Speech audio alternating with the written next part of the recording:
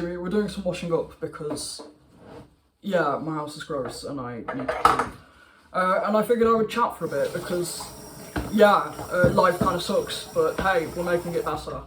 So I've got most of it cleaned up the kitchen now, which is something. But yeah, it's just what it is. I think as well, I don't usually check my family's social media, but one of my siblings decided to put a video out last night. 3 things that might make you either love me or hate me. One of those was, I will respect your pronouns, but I'm not respecting your name, which at first it's like, whatever, but just being trans and having her as a sister, like, don't get me wrong, I care about her, she's my sister, but at the same time, like, growing up with her, I was always scapegoated as, like, the fucking bad guy. Meanwhile, she was, like, constantly being a fucking bully. For the longest time, like, we're talking years, she literally wouldn't refer to me as a name. I got a nickname Table, and then after that, I got a nickname Thesaurus, so I think I'm just having a bit of a fucking day. Because everything's kind of just getting to me, which is fair enough, it's alright to have those kind of days, but... yeah, I'm just in a bit of a fucking mood, basically.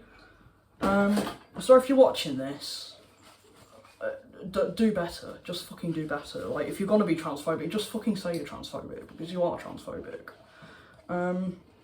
Again, I do fucking love her, she is my sister, but at the same time, I feel like I just don't know her anymore. And like, I'm not saying that our relationship's always been perfect, but especially, like, May last year, I ended up homeless.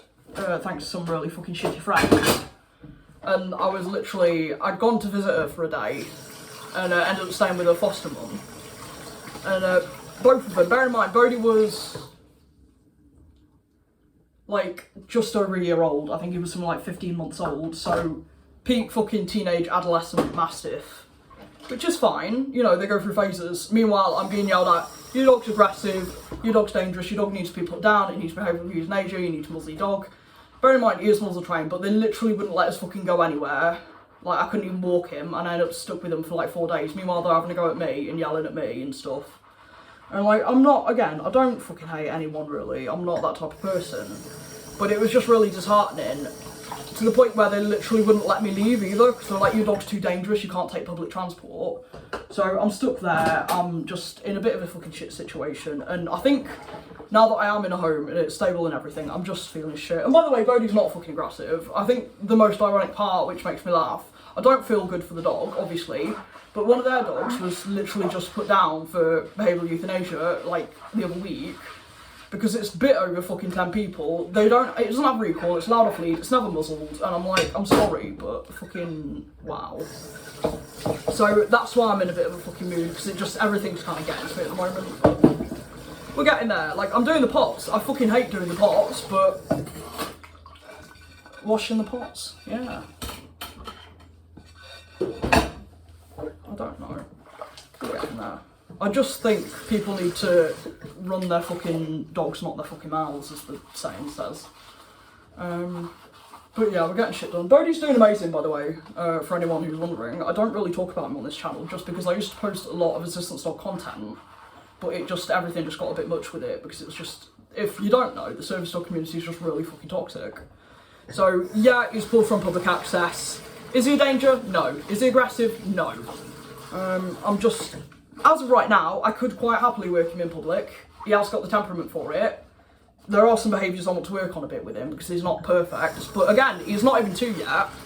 He's 2 in a few weeks. So he's still a puppy. And especially with him being a mastiff, he's not going to be mature until he's about 3. So as far as I'm concerned, he's a great fucking dog, and he's getting there. He is a mastiff, so they are trickier than like a lab.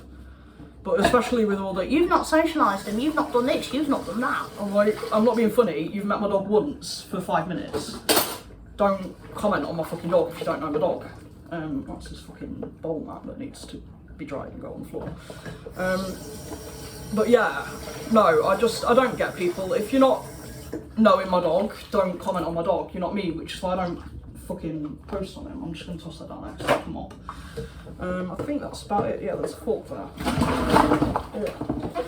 I don't wash pots often, which I probably should do more, but we're getting there, so yeah, but no, that's my little rant basically. Don't judge my dog if you don't know my dog, which is why I don't post him.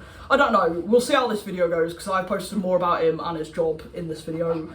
If this one does alright, I may potentially occasionally post a bit about him, so if you've got questions, let me know and I'll do that, but yeah, I don't know, it's tricky, especially with him being owned and trained in the UK at the moment. There's all the fucking BSL breed specific legislation, not British Sign Language, with all the BSL stuff. He's not an XL bully, but I get asked constantly, is that an XL bully? To the point where I took him to the vets, this was when he was 6 months old, because he had to have a surgery on his eye because he had cherry eye, and I literally got cornered by the fucking vet. I had a massive go, that's an XL bully, that dog needs to be muzzled permanently, that dog's aggressive. Like, it's not, I can literally show you his breeds, like papers and stuff, because I've got papers from his breeder. And then she's like, fine, whatever. I go to pick him up, and written on his fucking kennel is aggressive, do not muzzle. Hilariously, he was lay there placidly without a muzzle.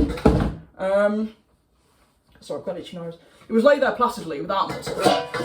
And then this vet was being really fucking funny.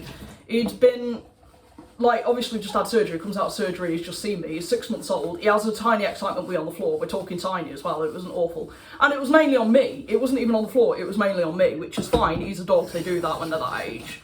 I'm like, okay, that's absolutely fine. So, I'm like, whatever, and she has a fucking go at me over that. I'm like, he's just come out of surgery, he's fucking doped up, he's a puppy, he's gonna have an accident. She had a massive fucking stick of brass. Then I chatted to the other vets, because she's like, it was really bad, Spoke to the other vets, another vet came by to see how he was doing, and she's like, yeah, no, it was lovely, I fed him, and I was giving him fuss, and he was absolutely fine. I'm like, okay, that's good. And then on the way out, there's all these fucking vet techs and stuff coming up, and, oh, Bodie, bye Bodie, bye Bodie, and giving him love, and I'm like, yeah, this is the fucking highly aggressive dog, right? And granted, he is not good at the vets now, because he has had that surgery, and I don't blame the vets at all. I'm not saying the vets did anything, but I think it was just quite traumatic for him, which is fair enough.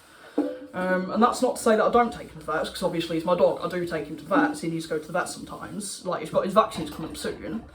But I take precautions, you know. I do muzzle him. I don't think he would bite a vet tech or anything, or like the vets and that, but I'm like, hey, look, this is my dog. He's nervous. He has the potential to nip, he's very big, he's very strong. I am going to muzzle him, just to make you guys feel more comfortable, and to make him feel more comfortable, because at the end of the day, if you're freaking out and you're unsure of a dog, they're going to pick up on that. So, he's muzzle trained, it doesn't bother him. I'd rather have everyone else feeling safe so he can feel safer, and I'm like, hey, we do cooperative care. If you can just communicate with me what you're doing, and I can communicate with him, and we can get it sorted. So, when he does have his vaccines, I have him stand between my legs, he sits nicely, he has a treat, they come up behind and stick him, and then he's fine. And it's like with the fucking kennel cough as well, usually that's a nasal spray. I'm like, can we swap that to an injection? Yep, no problems. And it's just, some of the fucking people out there need to not be in the field, you know what I mean? It's like, I've got someone claiming to be a fucking dog trainer, meanwhile, like I said, just no fucking qualification, no experience with dogs, like, I'm sorry, the amount of people that just do that shit, and I'm not saying that I'm a professional by any means, because I'm not. The reality is with my disabilities as well, even if I wanted to do that, I wouldn't be able to because I can't see anymore. But I've done my fair share of training with behavioural cases and stuff. I know what I'm doing. So, yeah, it just pisses me off sometimes to see people talking shit, basically.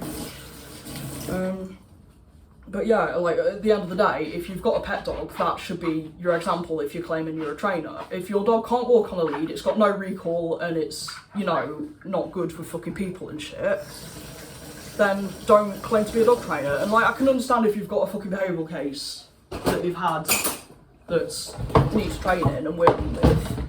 And again, I'm not slagging anyone off in particular, but the reality is, if we find the bin,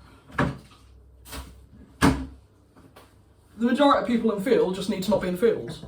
And that's just my thoughts. Like, again, qualifications aren't everything, but if you're claiming to be a professional dog trainer, you need fucking qualifications, fight me, because I'm sorry, there's nothing to say. Like, experience is great. I could quite easily go out and say, yeah, I've got 10 plus years experience with dogs and stuff. That's great, I do. But that doesn't necessarily make me an amazing trainer. I've got qualifications as well. I did a bunch of work with dogs and horses. Horses were my primary, and then I've done dogs as my secondary whilst I was doing these qualifications. And And I know I scare for him and everything, but I'm not going to go out there and say, hey, look, I'm a professional trainer, because the reality is I cannot read body language, the majority of it, unless it is my personal dog, because I simply can't see that. Which is fine. And again, I don't go into the field saying that I'm doing this shit, but like, if you're able-bodied and sighted and you're able to do that as a job, you need to fucking get the qualifications for it, because I'm absolutely fucking fed up of seeing people claiming to be dog trainers and they just can't fucking tell you what's what, you know what I mean? Oh, he's wagging his tail, it's friendly. No, your dog's over-aroused, and you can see by the rest of the body language, oh, you've got hackles on ears pinned and where eye. Yeah, tell me that's friendly. I don't know. I'm having a bit of a fucking morning. I say morning, it's definitely afternoon now, but that's my little vent, so thanks for listening.